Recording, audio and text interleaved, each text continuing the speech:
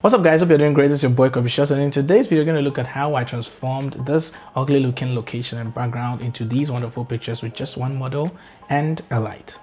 Let's get right into it. In no particular way was I certain with where I was going to shoot these pictures. Okay, so my model wore white and blue jeans shorts, and I gave her spectacles to wear just to add to the style.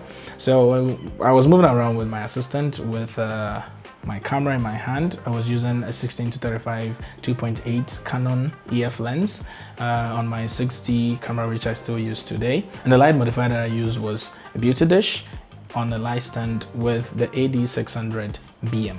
So that was the strobe I used so I could overpower the sun and still have the sun in my background if I needed it. Okay, so basically that was just about that. So we wandered around looking for somewhere to shoot it because yeah, we didn't necessarily have an idea about how we're going to make the best out of the location that we found ourselves. So I just gave it a thought that why don't we just move into these weeds, or these this place is a piece of land that has dying weed on it, or growing from it. Did I just say growing from it? Dead weeds on it. All right, so we just planted a light, had my model standing there with the help of an assistant, repositioned the lights as I wanted it. I took some shots, and one thing that I think I have to actually make a video about is how to use a wide angle lens to the best maximized potential. I mean, at least to an extent, seeing amateurs start using wide angle lenses, they think that it's just to, you know, broaden and increase the width. Of course it does that, it gives you more width with the focal length, but you can actually stylize your shots using a wide angle lens when you really know how to use them. I think I actually have to dedicate one video to how to use wide angle lenses to the best possible maximized potentials that they can ever offer you for your photography or even filmmaking. So how I used this basically was that with a 16-35mm, I wasn't always shooting a 16mm, even though I wasn't getting any vignettes because the lens is originally EF and it fits right on the 6D, which is a full frame sensor camera, and so I wasn't going to get any kind of vignettes.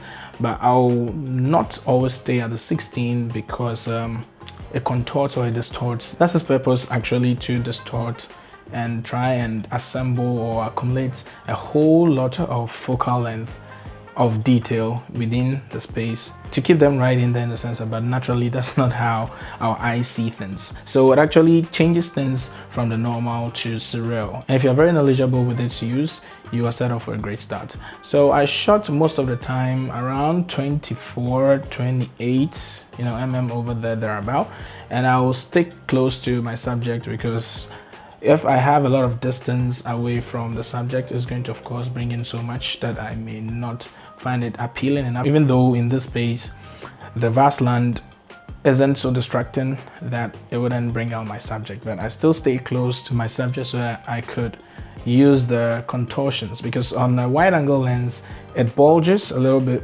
So because the front element bulges, it is going to distort the subject or whatever is seen in front of it. So with that in mind, I stay close using my viewfinder. Most often than not, I wouldn't use my viewfinder when I'm shooting with my wide angle lens, shooting portraits or shooting people, because I have to sometimes go way below, which I'm going to cover that in another video. I love shooting wide angle lenses down from below and lifting the camera a little bit upwards to have the lens point upwards. So that's what I did over there in this shoot, and so I was most often than not using the LCD screen or the live view so that I could see as I was shooting, because my 6D does not have the flip out screen. I was kind of handicapped with that. So if I wouldn't be able to go all the way down like that to take the picture, I needed to, you know, use my mind, go down there, look at it,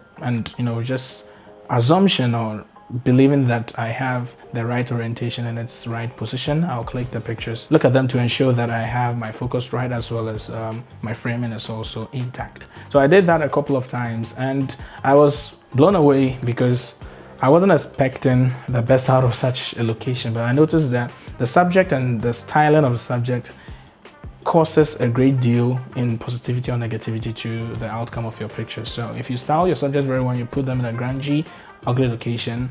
The grungy, ugly location on its own doesn't look appealing, but something that stands out, which is very different, like for my case, the subject, my model wearing white, already white will definitely stand out. The glasses are white. Also, she's wearing a blue jeans and she's dark in complexion against such a brightly colored and lit day of a background.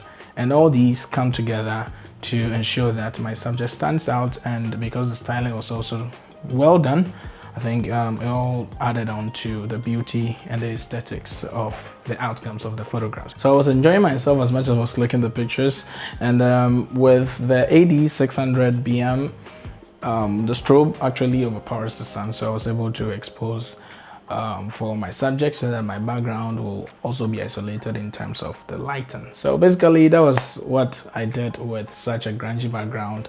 And you should know that from the lessons I learned from this photo shoot, you always have to make sure that your styling is well done enough to stand out. So even though you don't have any idea about what your background may be or your location may be, make sure that the styling is well done so that what's in front of the camera as the subject looks perfectly well styled.